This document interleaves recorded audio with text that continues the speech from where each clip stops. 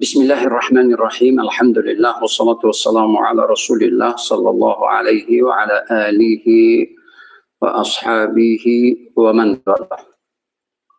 السلام علیکم و رحمت الله تعالی و برکاته. بینندگان عزیز گرامی، قبل از همه از پروردگار برای همه شما و اهل و خانواده و پیوندان نزدیکان شما از پروردگار تمام خیر و برکت و عزت و سعادت ابدی رو با دعا تمنا میکنم. همیشه با عزت و همیشه سالم و بردم و خاطر جمع و قناعتمند و همیشه کامیاب و موفق باشید.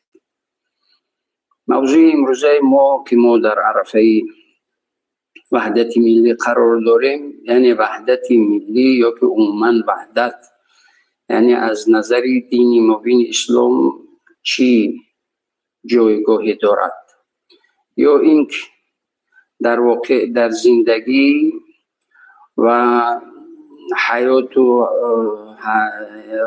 حیاتی همه روزه ما، روزمره ما، یعنی وحدت چی منفعت ها دارد. اطراف همین موضوع ما صحبتی مستقیم داریم. شما می توانید بعد 20 دقیقه یا 15 دقیقه سوالای خود را پیشکش نمایید. تا 15 دقیقه ما درباره موضوع یکون صحبتی میکنیم، موضوع رو یعنی بحث و بررسی تحلیل می نماییم تا اینکه مقصد آشکار شود و وحدت چی معنی دارد و برای چی ما وحدت، یعنی خصوصا تا چه اندازه این وحدت مهم است که ما یک موضوعی یعنی علاهیدگی ما قرار دادیم. تا 15 دقیقه ما شرح تفصیل که کردیم. شما می توانید از ذهنتون کدام سوالی که آمد می توانید که سوالهای خود رو مستقیما با واسطه تلفن یعنی پیشکش نمایید و حتمی انشاءالله با امید پروردگار پاسخ خود رو میگیرید. حالا وحدت یعنی سرجمعی، متحدی و دست با هم دادن و هم فکر بودن، همدیگر رو احترام گذاشتن و به همدیگری یعنی کمک کردن و همدیگر رو احترام کردن، قدر کردن فکری همدیگر، حتی اگر فکرها گوناگون هم باشد. این رو میگن وحدت. فکرها گوناگون، حتی عرف عنعنهای گوناگون، حتی رفتار و کردارهای گوناگون و حتی میشود بگیم که در حدود این کشور قومیت‌های گوناگون با عرف و عنعنه‌های گوناگونش، این همه سرجم شدن و متحد شدن میشود وحدتی ملی. و این چی منفعت دارد؟ شما خوب میدونید که آرامی کشور یعنی وحدت، یعنی آرامی کشور، وحدت یعنی پیشروی کشور. وحدت ملی یعنی چی؟ یعنی همه در یک سمت برای آبادی و آرامی این کشور محنت و زحمت کشیدن. وقتی که کشور آرام باشد، وقتی که کشور پیشرفته و ترقی کرده باشد، یا اینکه قدم‌های استوار در پیشروی و ترقیات گذاشته ایستاده است، این همه راحت و لذت و حلاوتش رو کی می‌بیند؟ تنها یک نفر یا 2 نفر یا 10 نفر نی. تمام افراد این جامعه، تمام افراد این کشور، تمام افراد این وطن، تمام افراد این حکومت، تمام افراد این ملت حلاوت و راحت لذتش رو میچشن، میبینن. دیده شدیم هر روز چقدر مردم الحمدلله آسوده، آرام، خاطر جمع، چی روز چی شب سفرها دارند، صاحبکاری ها دارند، برای بهبودی زندگی خود، فرزندان، اهل و خانواده و پیوندان خود محنت ها و زحمت های کشیده ایستادند و همه در کوشش و سعی پیشروی زندگی خود، جامعه خود، وطن خود، کشور خود هستند. این یکی از بهترین نعمت ها است و عبارت کشور آرام هست. وقتی که کشور آرام باشد، وطن آرام بود باشد، تمام خوشی‌های زندگی از همین وطن آرام سرچشمه میگیرد. باید که انسان، باید که مسلمان هر نعمتی رو قدر کند. تمام نعمت رو باید که مسلمان قدر کنه. نعمت آرامی، نعمت آسودگی، نعمت خاطر جمعی، نعمتی یعنی نعمتی اون نعمتی که شب است روز است هر جای میخواهید میروید، نعمتی که هر مراسمی دارید چی عزاداری چی خوشنودی و خوشحالی با سر بلند با خاطر جمعی و قناعتمندی یعنی پیش میروید و پیش میبرید، خود آسوده و خاطر جمع هستید. این یکی از بهترین نعمت ها هست. برای همین دانشمندان اسلام میگویند که وقتی که انسان خصوصا مسلمان مسلمان هر نعمتش رو حدود 10-15 یک هفته یا 2 هفته اگر اون نعمت رو شکر نگوید اون نعمت از پیشش میرود، پس باید ما همیشه شکرگزاری از آرامی کشورها نمیبینیم که دیگر کشورها سوخته شدن، عراق و سوریه و نمیدونم که یمن و خب دیگر خدا رو هم بخرد. این آرامی کشور یکی از بهترین نعمت‌های کشوری هست و برای هر انسانی که برای آرامی این کشور و آبادی کشور سعی و تلاش و مهنت و زحمت و یعنی خدمت‌های کردگی هستن، مسلمان باید در حق اونو دعای خیر برکت بگید. پروردگار همه اونهایی که برای آبادی و آرامی این کشور من مهنت و زحمت میکشند در حفظ و حمایه و پناه اسمت خودت نگاهشان بدار، همیشه در کارهای خیر و کارهای نیک و نیتهای نیکشون کامیاب و موفقشون بگردان. در همین صورت این نعمت یعنی نعمت وحدت ملی، نعمت آرامی کشور، نعمت پیشروی کشور بر دوام و همیشگی یا که دائمی می شود. برای همین هر مسلمان باید من یعنی خاطر جمع هر بجای بخواهم در کنج کناری کشور بخواهم میروم، این نعمت نیست؟ یا هر وقتی که میخواهم هر جایی که میروم میایم، این نعمت نیست؟ خطرها و ضررهای بودن که انسان‌ها در سالهای جنگی شرمندی. خب وحدت ملی یعنی چی؟ وحدت ملی ما این وحدت رو هر سال جشن میگیریم به خاطری که ما جنگ برادرکشی به معنی یعنی چی رو یک جنگی برادرکشی تحمیلی رو ما از سر گذرانیدیم. متاسفانه زیاد از 150,000 هموطنان عزیز ما و شما مسلمان در این جنگ شهروندی برادرکشی تحمیلی هلاک شدند. ولی 150,000 اون چیزی که به قید رسما امور به قید گرفتگی هست، بسیاری هلاکت ها و فلاکت ها و حادثه های شده بود که چیز یعنی به قید گرفته شدگی نیست. باید مسلمان هیچ وقت گذشتهش رو فراموش نکند و اون چیزی که دارد فعلا همون حالتی که هست، هر نعمتی که دارد باید اون نعمت رو شکر بگوید. در همین صورت ولی میگن شکر نعمتت افزون کند ورنه ناشکری کنی از کفت بیرون کند. و خداوند عزوجل میگوید استعیذوا بالله ولئن شکرتم لازیدنکم ولئن کفرتم ان عذابی لشدید. صدق الله العظیم. اگر شما شکر گفتید نعمتهای من، نعمتهای خود رو برای شما با برکت میگردونم، ابدی میگردونم، دائمی میگردونم برکت نعمتم رو. در اینجا بگذار من به جوانان عزیز یک مراجعت نمایم. والا شکرانه جوانی که جوان هستی عینی خواندن عینی ساختن خود هستید که باید فکر کنید، اندیشه کنید، باید یعنی دوراندیش باشید. دانشمند میگه طوبی لمن جمع بین همت الشباب و حکمت الشیوخ. خوشو به حال جوانی که توانمندی جوانی رو و حکمت و پند و اندرزهای خیرتمندان و یعنی تجربه داران رو یک جا میکند و بهترین زندگی رو به اختیار میکند و به بهترین و بالاترین قله های زندگی میرسد. و یعنی چیز به قله های بلند زندگی رسیدن مهنت و زحمت میخواهد. ولی شاعر میگوید که اگر خواهی شدن بر سروران سر، بیاموزو بیاندیشو بیافر.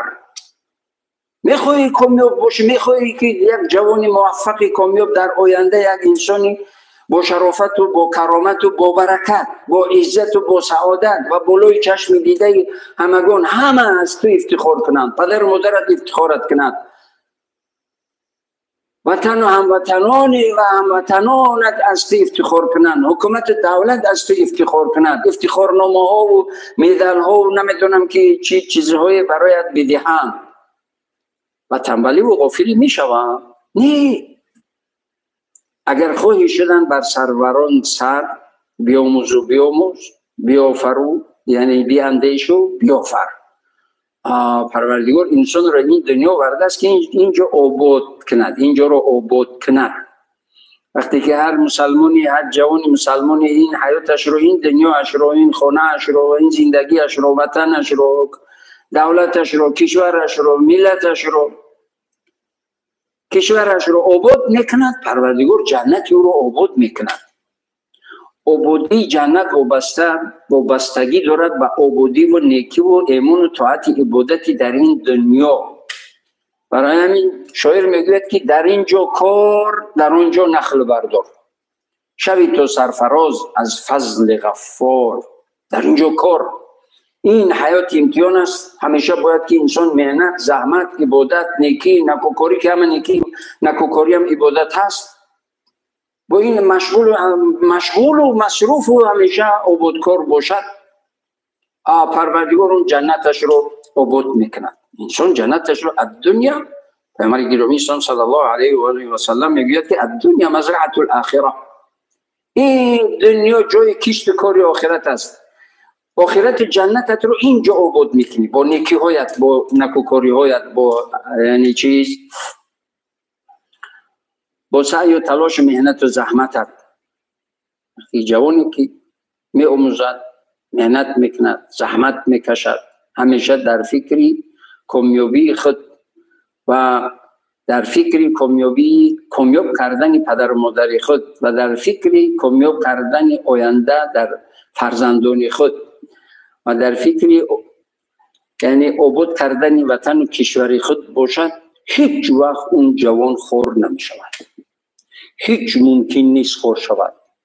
حتمی اون جوان کامیاب و موفق می شود. لا يتقدم من يريد تأخرا ولا يتأخر من يريد تقدما. کسی که پیشروی میخواهد، کسی که عزت میخواهد، کسی که کامیابی میخواهد، باید مهنت و زحمت بکشد. کسی پیشروی میخواهد و مهنت و زحمت بکشد، هیچ ممکن نیست عقب بماند. کی عقب میماند؟ همون عقب میماند که به پروا و غافل و هیچ است. یعنی نه مهنت میکنه، نه زحمت میکشد، خود رو یک یعنی چی بگیم، خود رو یک انسانی بی مسئولیتی، بی وظیفه‌ای، یعنی خوم و خلطی، نمیدونم که دیگر به پروا غافل. در نتیجه چنین میشود. وقتی که انسان خود را هیچ میخواهد، هیچ میشود. وقتی که انسان میخواهد که چیزی شود، چیزی میشود. این وابسته به انسان است. انسان باید سعی تلاش کنه، خصوصا جوان باید خیلی سعی و تلاش زیادی کنه. حالا گفتم که وحدت یعنی برای ما وحدت ملی یعنی چی؟ وحدت ملی یعنی چی؟ مولانا میگوید که، مولانا بلخی میگوید که دولت هم از اتفاق خیزد، بی دولتی از نفاق خیزد. دولت هم از چی؟ قدرتیم و قوتیم و پیشرویم و کامیابی همه ما کامیابی ملت، کامیابی کشور، کامیابی وطن، کامیابی حکومت، همه در اتفاق و در وحدت ملی هست. وقتی که همه دست با هم بدهیم، همه با هم دست بدهیم، در تمام کارهای خیر شریک شویم و در تمام آبادی و آرامی کشور سعی و تلاش نماییم، همه کامیاب و موفق میشویم.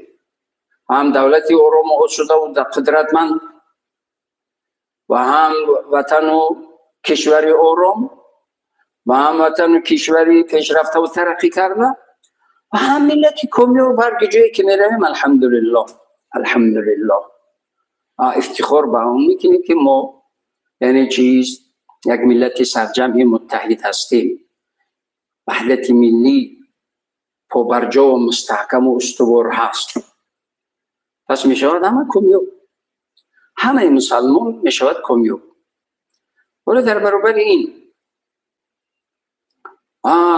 من در اول صحبت اشاره کردم، باید مسلمان یعنی قدر خدمت دیگران رو قدر کند و قدر خدمت دیگران برسد. و حالا پیشوای ملت روبر دولت، یعنی در همون سالهای نوآرامی جان در کف دست گرفته، تمام خطرها رفتن، حتی اون کابل تیر و توپ میبارید رفتن. به خاطر چی؟ به خاطر مردم گریزه رو برمیگردن، مردمی تاجیکی اوره سرگردانی تاجیکستانی رو به وطنشون برمیگردونن. خطر رو خطر نگفتن، سردی رو سردی نگفتن، گرمی رو گرمی نگفتن، هیچ خطری رو پروا نکردن. با یک نیت نیک و قلب صاف و پاک و مهنت و زحمت شد پروردگار کرد کامیاب و شد وطن آرام. و حالا ببینید یعنی هر روز الحمدلله ما شکر پروردگار میگیم، این نعمت است که روح در سطح بین المللی شده ایستاده است، نقبه ها شده ایستاده است. 70 سال شوروی که دنیا از نظام و سیاست و از قدرت شوروی میلرزید، همین نقبه و همین نیروهای برقی و هیچ چیزی نشده بود، هیچ چیز نشده بود. خب ما نمیگیم که قطعا دیگه عینی دیگه هیچ چیزی از همین ترقیاتی که فعلا بعد از استقلالیت به دست آوردن استقلالیت و وحدت ملی این پیشروی هایی که شد در زمان شوروی نشده بود اونجا هم یک آبادی هایی بود، لیکن به این درجه نشد. این همه از وحدت ملی. برای همین شاید میگن اگر قومی رو پیسندد خدای دهد خسروی عدل و نیکرای.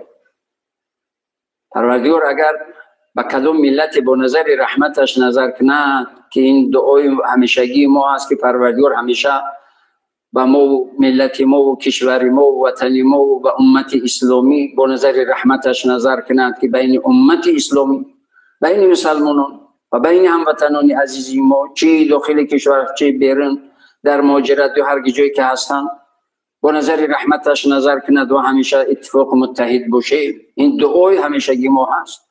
پروردگار وقتی که با نیت نیک قلب صاف و پاک که سعی و تلاش کردن، پروردگار کامیاب و موفق کرد.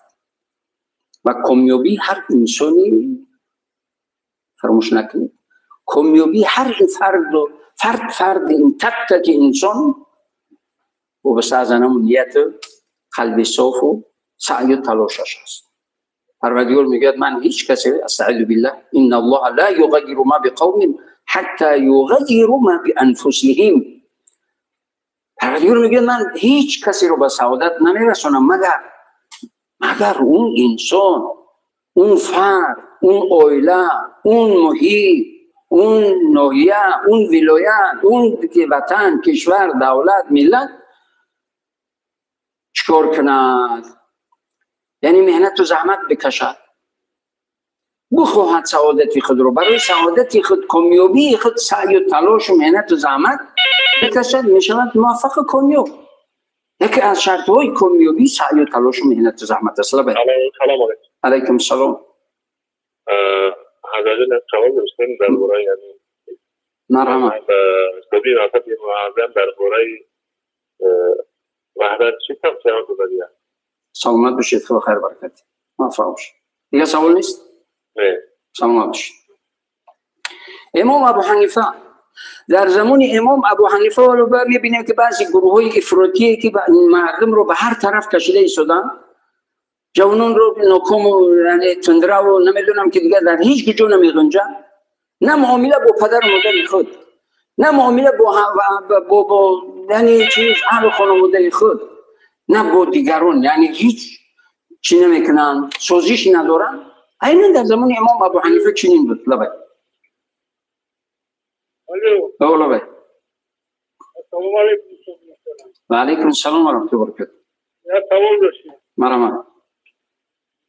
کلمه وحدت رو شرح و توضیح میدونید. سلامت باشید. شما با فکرم که از اول صحبت من کلمه وحدت رو شرح دادم. به هر حال تکرار نمیگیم ان شاء الله. خدا خیر برکت بده. موفق. دیگه سوال نیست؟ دیگه سوال نیست؟ دیگه سوال هست؟ شما یگون مجموعه گروه هستید که از دیگران میپرسید که سوال هست نیست. خب سوالاتون که آمد تکرارا با زنگ بزنید. میلش؟ خب امام ابو حنیفه، یعنی امام ابو در زمان امام ابو حنیفه امت اسلامی مردم مسلمان پریشان بودن، هر کسی به هر عقیده و به هر رویه و به هر یعنی بعضی شخصا هستن در زمان ما هم هستن. اول اونا هم انسان بودن، در اون زمان هم ممکن انسانایی بودن که اندکی علم از خود میکنن، بعد کارشون فقط نفاق نزاع و فتنه و پریشان کردن مسلمان. ما استاد داشتیم، خدا خیر برکت پروفسور، خدا خیر برکت زیادشون دهد، میگن که بعضی آدمایی که کمی اندکی علم آفرید، اندکی علم از خود کرد، یعنی صاحب علم اندکی شد، بعد کارش فقط تشویش پریشان کردن مردم. قبیح هم باشد بگذار من بگویم، قبیح هم باشد بگذار بگویم، از استادمان بود. میگه که یک نفری رو گفتن که این طرف قبله است، این طرف پیشاب نکن، این طرف نکیم چی است، این طرف دیگر. خب دیگه طهارت تنگش کرد، پیشاب تنگش کرد، میگه بعد چهار طرف گفت که حیر الله من حیرنی، حیر الله من حیرنی، چهار طرف بعد دیگه پیشاب کرد. نوچور و نولوچ. بعضی انسانایی که اندکی علم آفریدن، چهار حدیثی، چهار آیتی مخصوصی رو از موضوعی در موضوع و موقعی مخصوص از خود کردگی هستن، اینا رو در تمام جا میخواهند که عملی کنن، جوری کنن، بدرک از کل قرآن، بدرک از اکثریت کلی چیز حدیثایی که وارد شدگی هست، بدرک از مغز و معنا و محتوا و تحلیل و تشخیص این آیت ها و حدیث ها. بعد مردم رو پریشون میکنن، دیگر نمیدونن چیکار کنن. بعد چهار طرف بعد چیز کو پروردگار حیران بگرداند، سرسون سرگردان بگرداند، همون رو سرگردان یا که حیران کرد، بعد چهار طرف میگه پیشاب کرد. ولی بعضی انسان‌ها چنین هستن، با اندکی از خود کردن علم کارشون فقط نزاع است، کارشون فقط نفاق است، کارشون فقط تشویش مردم است. مردم رو پریشان میکنن، مردم رو تشویش میدن، از پیش خود فتوا میدن، نمیترسن از خدا. ولی نمیگن که اداره رسمی هست، انسان‌های مسئول هستن، نزد خدا و نزد مردم مسئولیت دارن، وظیفه دارن، اونا باید جواب بگن. نه، تمام نمود فتوا از پیش خود میدهد. در نتیجه چی؟ در نتیجه بعد مردم رو میتونه پریشان، همه سرسون و سرگردون. امام ابو حنیفه انا در همین گونه زمان، یعنی وقت زمان زندگی میکرد که همه پریشان بود، همه رو متحد کرد، سرجم کرد و وحدت و امتا واحده، یعنی همه رو در دایره چیز سرجم کرد. لبه الو لبه شما در برنامه مستقیم هستید، اگر سوال دارید مرحمت. الو سلام علیکم. علیکم السلام و رحمت الله و برکاته. ما از درخشان که از مشکلات مفتی بابا هستیم میخواستیم بپرسیم که همین از بین رفتن وحدت به چی خلل دار میشد؟ همین وارد یک حتما چی میکنم؟ نه سوال یک بار دیگه تکرار کنید نباشید. مقصد از همین وحدت و خلل دار میشه بگید که همین وحدت از بین رفتنش به چی سبب میشد که وحدت هست؟ خدا خیر برکت. موفق باشید، سلامت باشید، سلامت باشید. دیگر سوال نیست؟ سلامت باشید. از خلل دار شدن وحدت چی میشود؟ از خلل دار شدن وحدت عراق رو ببینید چی شده است. صدها گروه های مسلح لیبیا رو ببینید چی شده است. از خلالدور شدن وحدت لیبیا در چه حالت قرار دارد؟ بسیار دو گروه های مسلح به مقابل همدیگر. از خلالدور شدن وحدت یمن رو ببینید چی شده است. مردم یمن چند سال است که همدیگر رو دست به گریبان همدیگر هستند. همین منطقه رو ببینید. او پروردگار عقل داده است، فراست داده است، انسان رو یعنی چیز امر کرده است که عقلت رو استفاده کن. از بین رفتن وحدت خدا نشان ندهد. خلالدور شدن وحدت یا که وحدت ملی ما خصوصا تاجیکا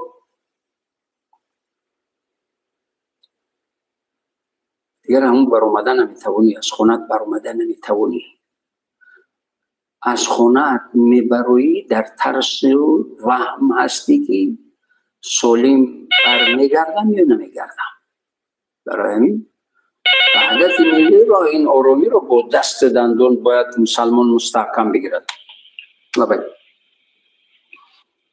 الو. علیکم السلام و رحمت الله و برکاته. حضرتان یک سوال داشتم خواستم که من نپرسم. لبک. اگر انسان همین وحدت یعنی یک پرچگی را نمی‌آید که دیده بگیره همین وحدت رو یکون پیامدهای نخوب داره یعنی اوسی گناهگار می شود معنیش؟ بله. حتما. خب سلامت بشید. پاسخ میگیم. دیگر سوال نیست؟ خب سلام بشید. انسانی که خلال دور کند وحدت رو، الان جنگ شهروندی ما هم و ناآرامی و به جنگ شهروندی کسی که دست داشت و پیش خدا در روز قیامت جواب میگوید. یا که اون آتش رو پوف کرد یا با اون آتش چیز سوزشوری ریخت که تمام کشور رو فرا گرفت، اونو جواب میگن فردا روز قیامت. من با یکی از این همونایی که بسیار در ناآرامی فعالیت خیلی چشمرس و خیلی بدی داشت، من گفتم که برادر تو وقتی هستی تا همین سرت رو از سجده نگیر، سرت رو از سجده نگیر، بگو پروردگار رو همین گناهی که من کردم، این چند مردم مسلمانی بیگناهی که کشته شد در این جنگ شهروندی که من هم در همونجا بودم، من هم یکی از همون پوف میکردگان یا که سوزشواری میرختگانی در همین ناآرامی و در همین برادرکشی سهم داشتم، پروردگار رو بیامرز، توبه کردم. چقدر مردمی بیگناه به خاطر یک چیزی به ارزش هلاک شد یا به خاطر که از فلان منطقه است کشته شد، مسلمان است، نمازگزار است، لیکن از فلان منطقه است تمام کشته شد، یا به خاطر اثر چیز خوب که دست به سلاح امتی رسید.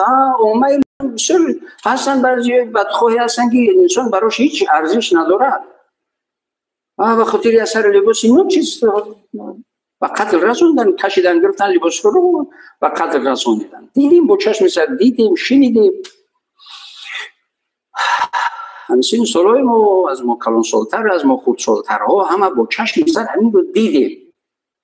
پس اون گناهگار نمیشد گذشته از این. چقدر مردم از گرسنگی در همون حالتهای وزنینی دین خود رو ترک کردن به خاطر 1 لیتر روغن و 1 کیلو ارد و شکر رفتن دینهای دیگر رو قبول کردن.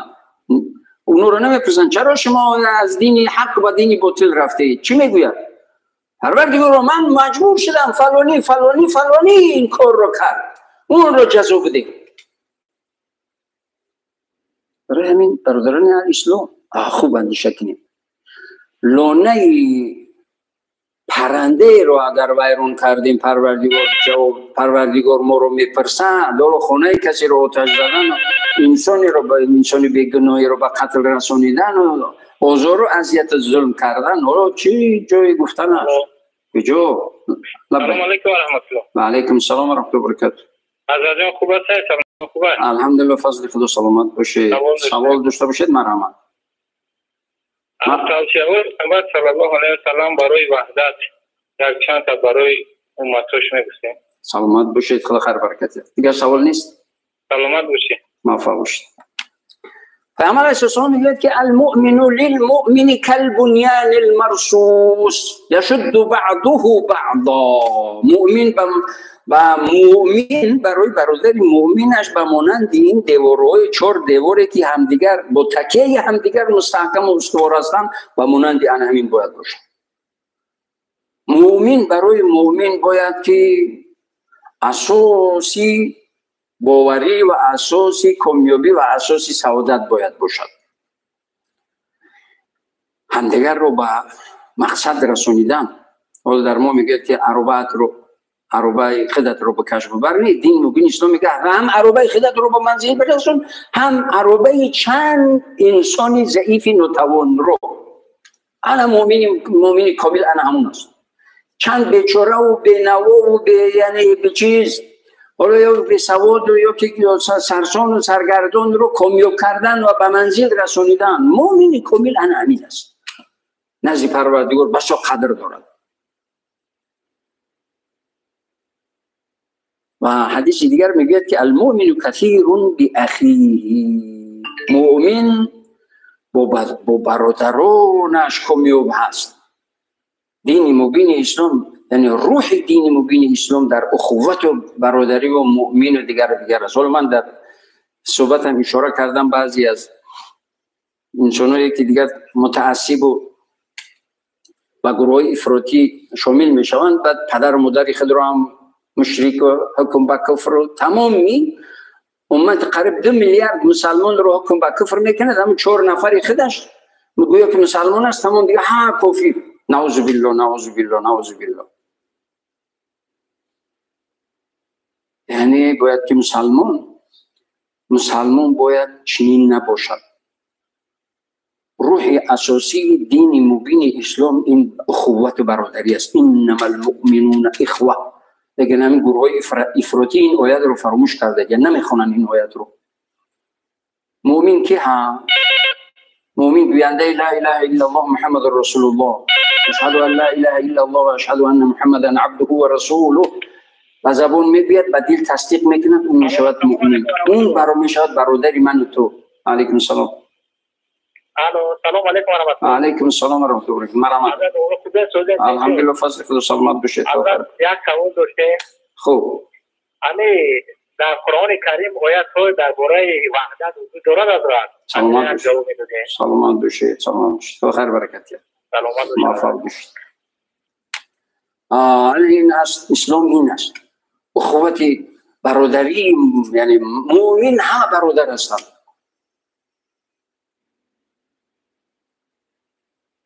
المسلم من سلم المسلمون من لسانه و یده.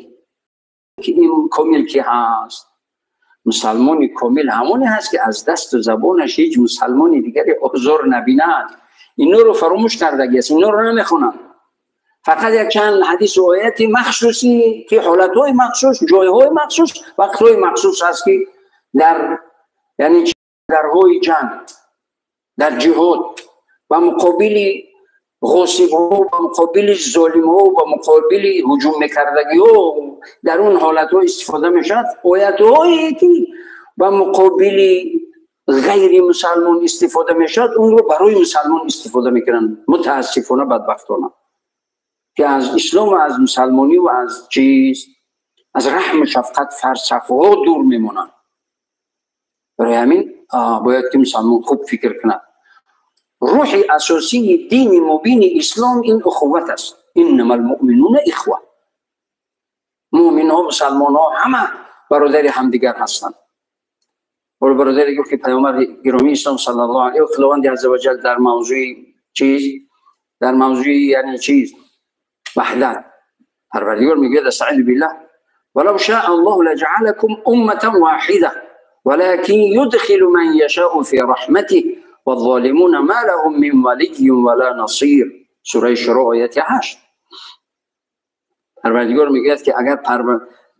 میگوید که اگر من میخواستم شما رو یک ملت و یک قوم و یک شکل و یک صورت میکردم. تمام. این در قدرت من بود. این میشد. تمام. همه در یک شکل و یک قالب و یک زبان و یک عرف و یک عادت و یک عنعنه و یک دین. میشد امتا ولکن یدخل من یشاء فی رحمته. لیکن من ملت ها و قومیت ها و شکل ها و صورت ها و زبان ها گوناگون برای شما آفریدم که همه شما از یک مرد از یک زن یعنی آدم و ماما حوا هستید و شما رو به قومیت ها و شکل های گوناگون قرار دادم. این رو برای شما امتحان قرار دادم. چنین کردم امتحانتون میگیرم. امتحان میگیرم. این دنیا امتحان است. کسی که اگر به اصل حکمت این زندگی و حکمت این دنیا و حکمت این یعنی چیز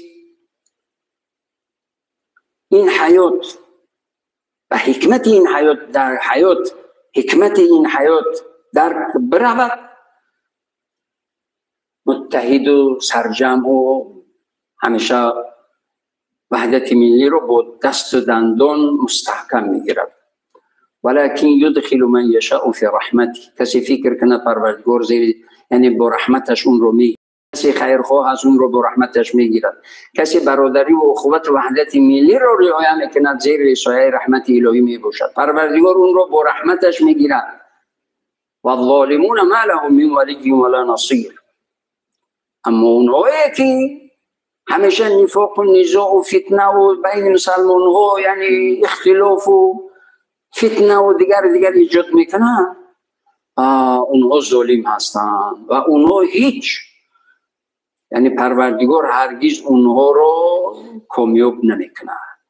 هرگز اونها در همین قلب نه قناعتمندی دارن نه راضیگی دارن نه یعنی چیز آسودگی دارن. همیشه حریصن، همیشه سرسانن، همیشه سرگردانن و همیشه به دیگران رو به همین حریصی و سرسانی و سرگردانی دعوت میکنن. خدا نشان دهد. همیشه دعا کنیم که پروردگار ما و شما رو از همون گروه بگرداند که همیشه به اخوت و برادری و دوستی و آرامی و همدیگر فهمی و رحم و شفقت و اخوت اتحاد از گروه این دعوت میکردگی ها به اینها بگرداند. و در جای دیگر میگوید استعینوا بالله واعتصموا بحبل الله جمیعا ولا تفرقوا. شما بر اسمان پروردگاری چنگ بزنید و گفته های پروردگار که گفته های پروردگار عبارت از اخوت و رحم و شفقت و دستگیری و کمک و همدیگر فهمی و همدیگر قدردانی و همدیگر قدرکنی و همدیگر کنی چنگ بزنید تا اینکه به عزت و برکت و سعادت دنیا و آخرت برسید. برادران علی اسلام در جای دیگر میگه که علیکم بالجماعه. شما همیشه با اکثریت باشید، همیشه متحد باشید، همیشه با سواد اعظم باشید، همیشه با گروه زیاده. یک چند نفرای هستن از ابتدای انسانیت تا آخر انسانیت. حالا در زمانی ما، پیش از زمانی ما، بعد زمانی ما این گونه انسان ها همیشه هستن.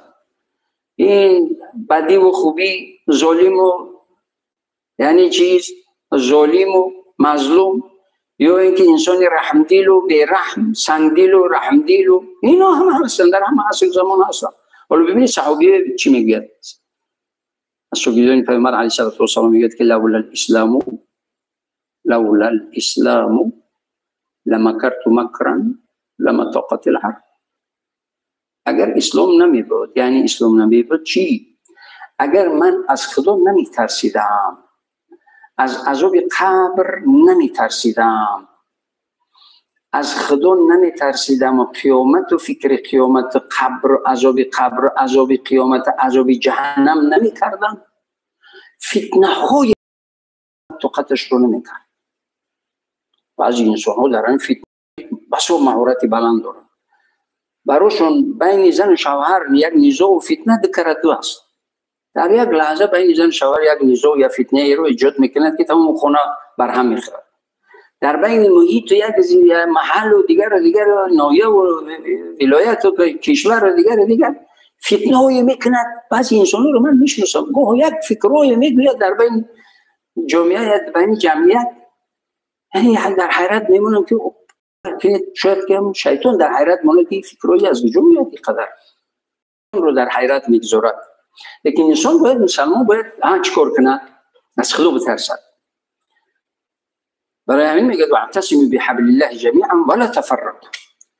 شما متحد باشید، هرگز به تفریقه و به فتنه و به جدایی انگیزی. من اشاره کردم اون کشورهایی که مردمش، اون ملت‌هایی که به چند قسمت تقسیم شدند و حکومت‌هایشون رو برهم دادند تا حد اندازه‌ای که رهبران دولتشون رو بسو بدبختانه به رحمانه و قتل رسانیدن. چی شدن؟ چیکار کرده ایستادن؟ چی شده ایستادن؟ او دیگر انگشت پشیمانی میکشن، داد فیغان میزنن، داد فیغان میکنن که دیگر اون سود نمیکنن، دیگر سودش دیگر فایدهش نمیکنن. برای همین باید که مؤمن چیکار کنه؟ باید مؤمن همیشه منفعت خود رو در نوبت دوم بگذارد، منفعت عامه و ملت و دولت و امت اسلامی و مسلمان ها رو در مد اولی نظر خود بگذارد، می شود کامیاب و موفق. و خاطر که اون کامیاب شود صد فتنه کند تا اینکه آب لای کند و ماهی بگیرد. بعد گجو بعد همون رو دیدید که کفنش کیسه داشته باشد یا کیسه میبرند در همون خزینه‌اش رو میبرند در همون لحد در پهلویش گور میکنه. و ندیدیم اکثریت همون ظلم کردن، قطع نظر از کی بدنشون، چقدر بیماری و چقدر عذاب و چقدر یعنی چیز خور و ذلیل زندگی کردن، پس رفتن. ظلم من همین است. مسلمان باید از ظلم حذر کنه و هیچ کسی ظلم نکنه. این نشاد وحدت ملی. حالا حکمت میگه که چیز الاتحاد قوه، این اتحاد وحدت ملی و قوت قدرت ما هست. اثنان یریدان یتحقق، دو نفری که متحد شوند در یک کار خیر شروع کنند، پروردگار آن همون کار خیر را به اتمام میرساند. دو نفر با نیت نیک، قلب صاف و پاک، یک کار خیری رو شروع کنند، دست بزنند، با مجرد دست زدن هم پروردگار آن همون کار رو به اتمام میرساند. مهم اساس یعنی متحد سرجم بودن است. ولی جای دیگر میگوید که چیز الاتحاد یورث القوه، این اتحاد قوت رو به میراث میگذارد. وقتی که متحد هستید، من وسیع کشور نمیگم، حدودی اویله رو بگم، حدودی اویله، پدر مادر، فرزند، چند فرزند، این پدر و مادر بین خود همدیگر فهمی و قدردانی و قدرکنی همدیگر، خب یک دیگر فهمی، همیشه مصلحت مشورت، با مصلحت مشورت با یک دیگر فهمی زندگی پیش میبرن. و این هر دو همیشه غمخوری فرزندان هستن، فرزندان رو تربیت میکنن، بچه‌ام. حالا در نتیجه چیز؟ در نتیجه این خیرخواهی یا که معامله اینه که پدر و مادر و غمخوری نسبت فرزندانشون، پدر و مادر کن، فرزندان هم با ادب، اخلاق و دینداری، یعنی چیز مهربانی، احترام نسبت پدر و مادر خود محترم و فرزندان خیلی با معرفت و با سواد و ادب اخلاق. ولی این اویله عبارت از چی هست؟ تمام خیر و برکت پروردگاری در آن همون اویله هست.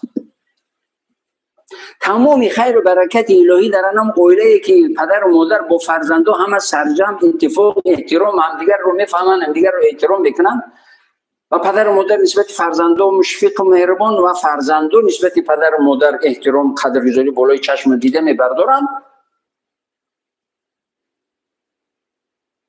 در اون خانه تمام خیر و برکت پروردگاری هست.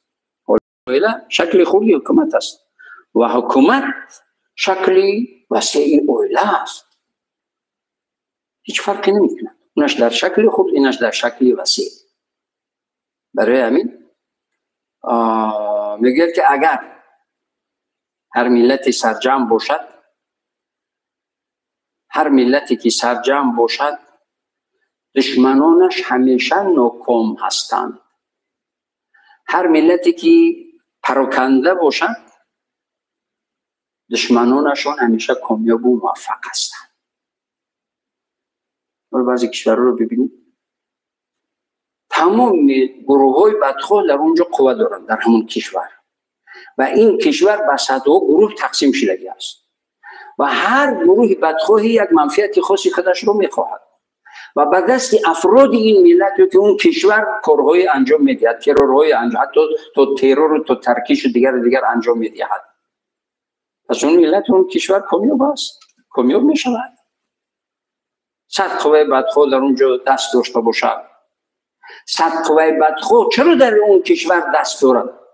و خاطر اون ملت که یا ملت هایی که در اون کشور هستند سرجم و متحد نیستند، بدخواهی همدیگر هستند و دشمن هم جای خپیدن یا جای پایمانی یافتگی هستند، کارهای زشتی خود را انجام میدهند. برای همین باید خوب دوراندیش باشیم، خوب فکر کنیم. انسان مسلمان باید همیشه 4 طرفش رو نظر کنه، چی گپ است چی خبر. هر شیطانی که اومد وسواس کرد از عقیب اون شیطان رفتن به جهنم رفتن است. من در یک سفر کاری به فدراسیون روسیه در یک واقعه با جوانا با مردم مهاجر یک نفر خیلی با عصبانیت سوال داد. یا فلانی این میگوید اون میگوید شما چی کار میکنید؟ برادر عزیز آرام، ما جنگی اومدگی نیستیم. ما اینجا یک وخری، یک فهمی، یک سخن تبادل آرا، فکر، اندیشه، یک پنده است. تو اینکه شما هم کامیاب باشید، ملت هم کامیاب باشد، دولت هم کامیاب باشد، در اونجا هم خار و ذلیل پس پنجره نروید. ما به خاطر همین اومدیم. این یک طرفی مثلا. طرف دیگری مثلا برادر عزیز، همین سوال کی است؟ روز سوال چند جوان. خب مثلا برادر عزیز، حالا که دیگه قریب در سن سال من هستم، میتونه که سوال میدید با عصبانیت و مسئولیت هم باید وظیفه هم دارد.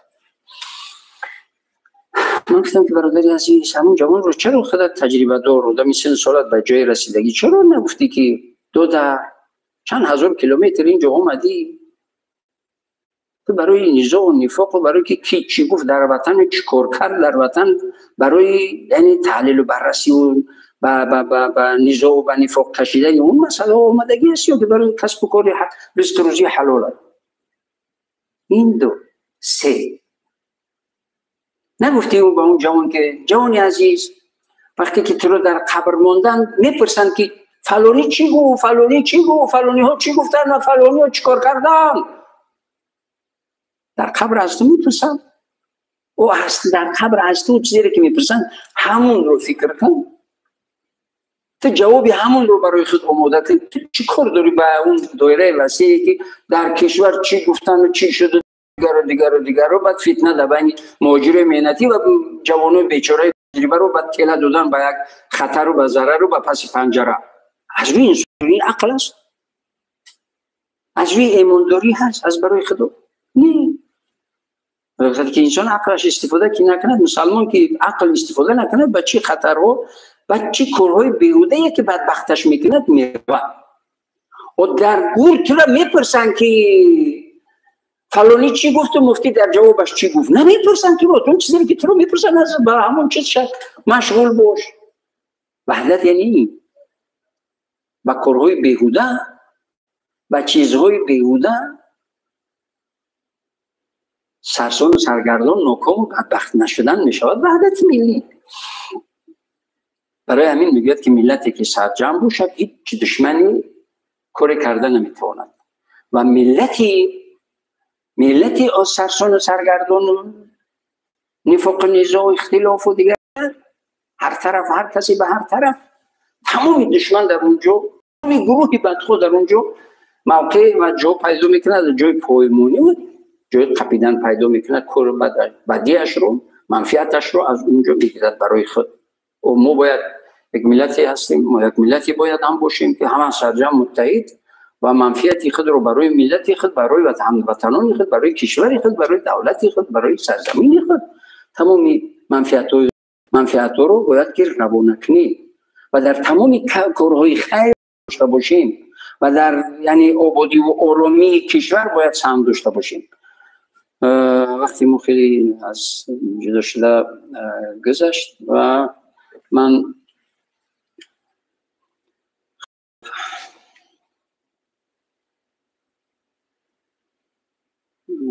چیز من چند سوالی اومدگی است که قسمتش رو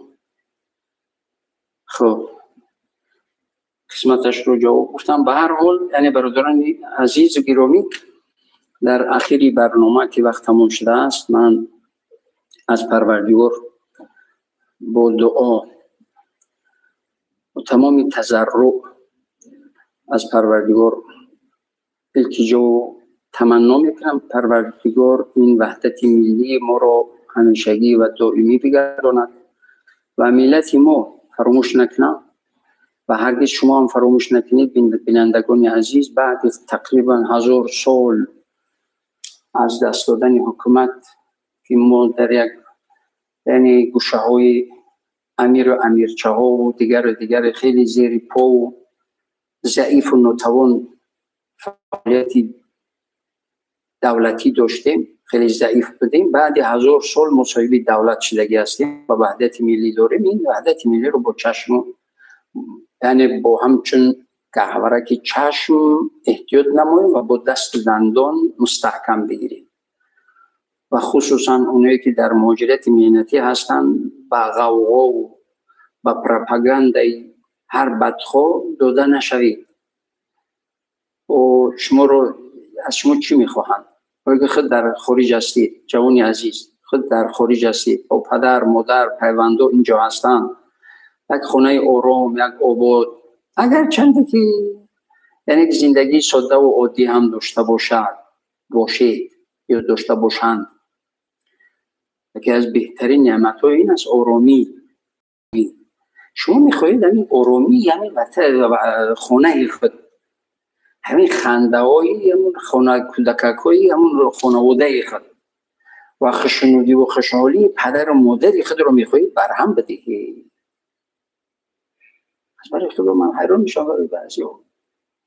و الحمدلله مسجد شده هست، هر انسانی امکانیت دارد حج می رود، هر انسانی که سلامتیش از روزه می گیرد، هر انسانی که امکانیت دارد یتیم خانه و بیچاره و بینوا و بی سرپرست و خیر و احسان این همه انجام می دهند. آزاد است، عبادت آزاد است، همه یعنی مسجد ها آزاد هستند، عبادتت رو انجام می دهی. خب فعلا هم چیزی که هست شکر این رو بکنیم، باز بهتر و خوبترش میآید.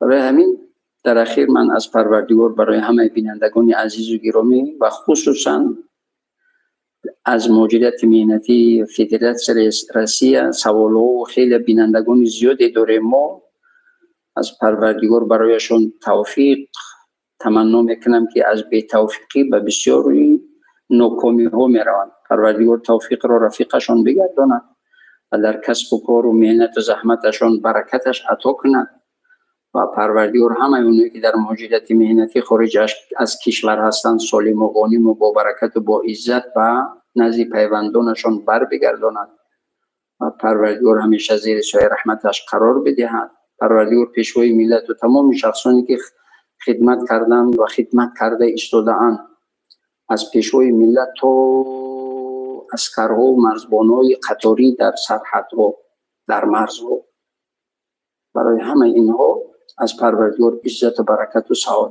سعادت داریم و پروردگار در تمام کارهای خیر و عملهای صالح و نیتهای نیکشان کامیاب و موفقشان بگرداند. خصوصا شما بینندگان عزیز رو عزت و برکت و سعادت، عمری درازی به درد و برکت و کامیابی ها و عزت و برکت و سعادت ابدی نصیب روزی بگرداند.